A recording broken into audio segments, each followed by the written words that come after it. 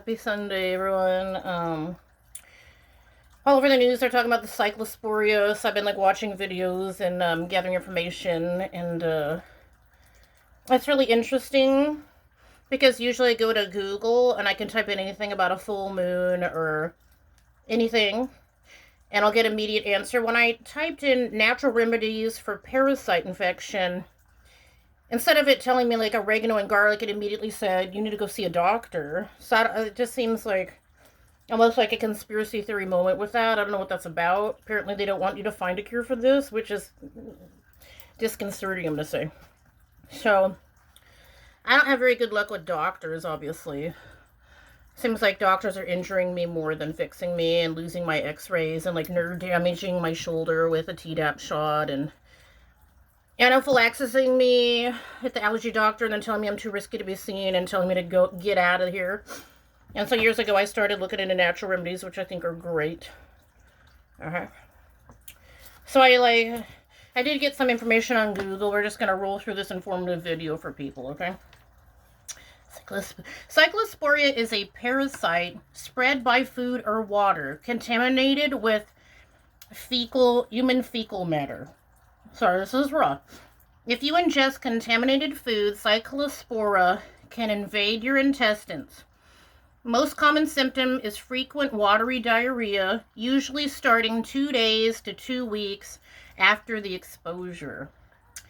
Others experience poor appetite, unintentional weight loss, cramping, bloating, gas, nausea, and fatigue. Some only feel sick for days, while others have symptoms for months. They claim no deaths yet. I think it's the CDC. They claim 114 hospitalized according to CC. Okay. I'm gonna get my little papers in order here. Excuse me. I've got a little clip pad here. It says there's no published study on herbs.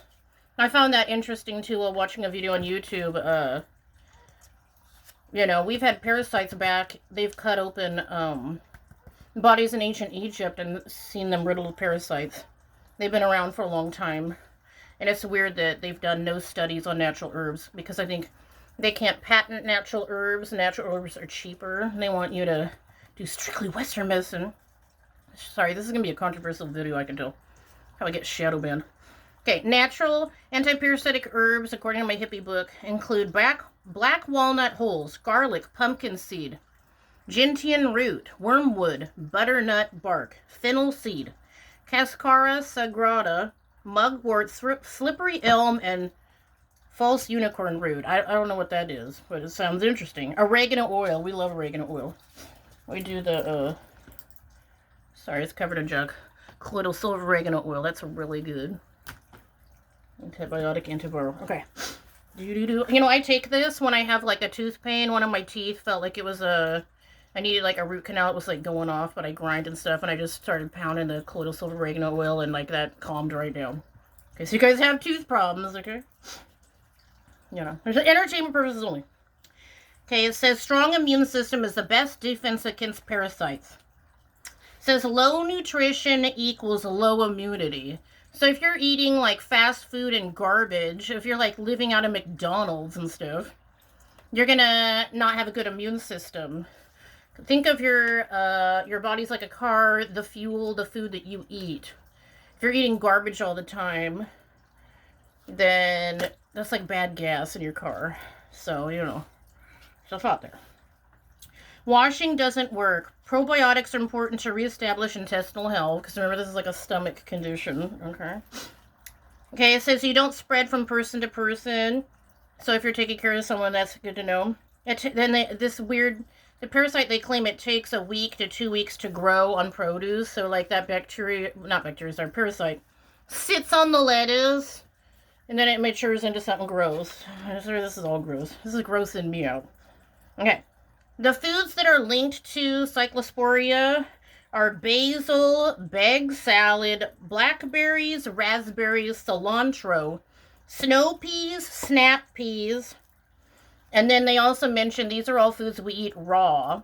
Because cooking the food helps it. That's the only way to kill it. You can't even freeze it. They said that doesn't even work. Okay, if you beat the diarrhea and it comes back, they said that's a red flag. If you have diarrhea for more than a couple days, you probably need to call a doctor. The main concern about cyclasporia is dehydration. Okay, because you lose all the water. It says anti-diarrhea medicines can block the parasite in your body.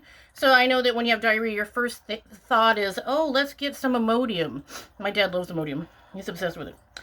And it says you can keep the parasites in your body and prolong the illness. I thought that was really interesting because your body's main reaction when you naturally when you have a parasite infection is to eliminate it. That's why you have diarrhea. Your body's trying to expel the parasite out. So don't take anti-diarrhea pills. Just probably not. Or talk to a healthcare professional about that. So that's really interesting to know. Okay. It's interesting. It says chlorine does not kill it and washing produce reduces it, but not all of it. It like hides in little nooks and crannies. Okay.